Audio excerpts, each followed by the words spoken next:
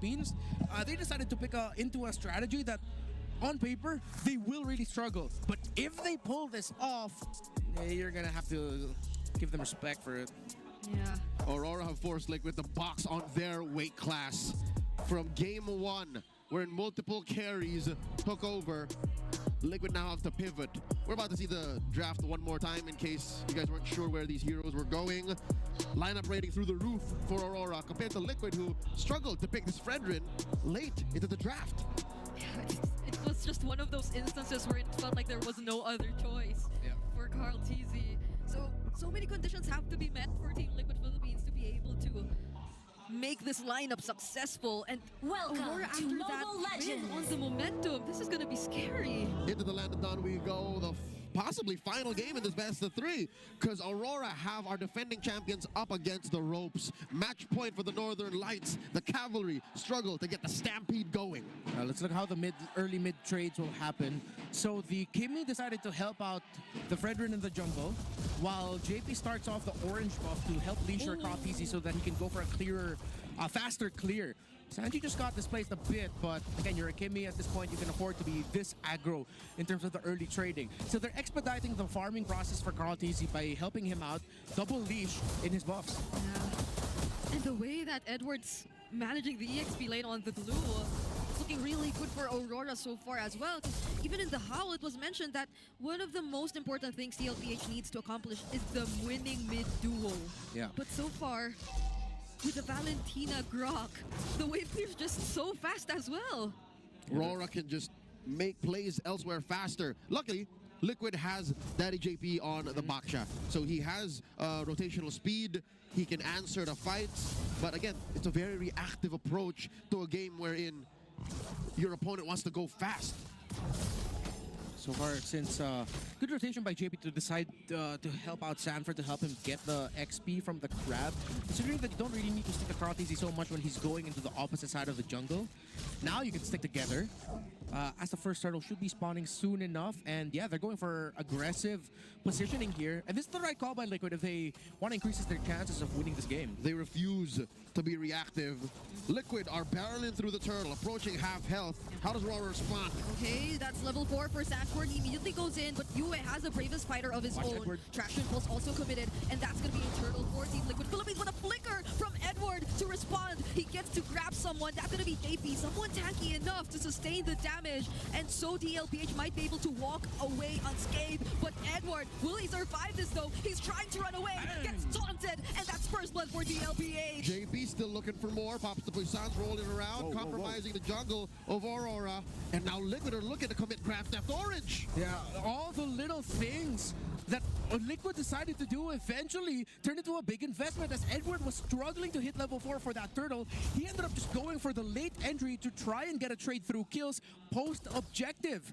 The decisions that Liquid did, the double leash for Carl, the rotate of JP to make sure Sanford can hit level 4 first, now building a lead over Edward, eventually it led to this lead right now, 1.2k to 1.3k for Liquid. Rennie, that was all Cavalry. They got the turtle, they got first blood, they stole away DK's orange, and Carl TZ is up almost 2 full levels. Yeah, it's quite weird to see that there's this much support and assistance for a Fredrin, but they just really want to speed things up, I feel, and it's all worth it. And that's something I overlooked when thinking about this lineup.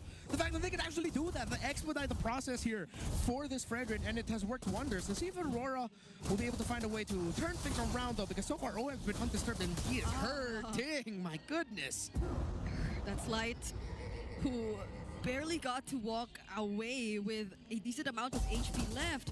Oh wait, but does he know Doming Kite's there? So, okay, they're not gonna exchange flows or anything, but this is gonna be another potential objective for Team Liquid Philippines. Yeah, Kel1 was aware that DK or Doming Kite was hiding up there. They just wanted the waves, and they knew that they were gonna fast rotate towards the turtle.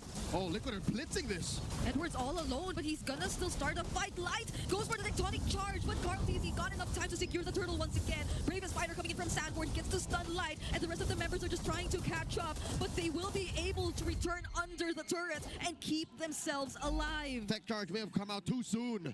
Yeah, and good call there by OHEP to join in the fight. They can now make progress in the map. Oh, TZ still forward. Oh, they put a wall, but look at the damage from Saji and the rage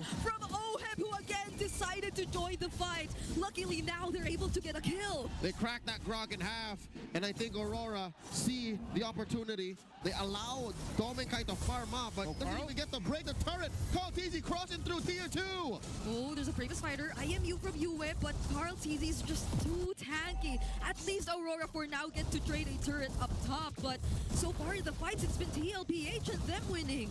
Yeah, the tankiness, the fact that the AURORA lineup needs time. Demonkite is now 2 levels behind in Carl TZ, who has been farming comfortably. He's been aggro. He's exchanged roam roles with JP. So Carl TZ is playing the Swiss Army Fredrin at this point, where you're forced to do multiple things. Get farm, get objectives, frontline, get vision and all that. But again, since they helped out this Fredrin so well, he now has a 1,000 gold lead over the S16. Yeah. Carl TZ can afford to do it. He's 2 levels ahead too, again, against Demonkite on the Fredrin. So they're really able to play around this utility jungler if they wanted to. And there's a potential target that they are able to find. What's a placement for the Earthen Rampart? But it just brings him closer to Dominkite, but he still survives. Tectonic Charge also denying them of the chase. And Edward trying to disrupt the backlines. JP doing the same. But AURORA, once again, they're just also able to walk to safety. Liquid have put AURORA up against the ropes.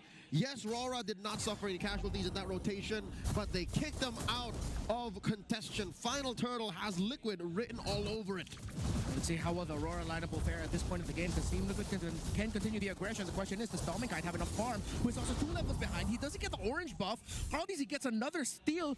Liquid have been rotating and playing this game perfectly. Oh, they're going for Dominkite, and he can't survive that. Carl TZ blocking the path. Appraiser's route. Edward gets to dodge it, but Light does not. Another turret for the cavalry, and the kill going into the hands of OM.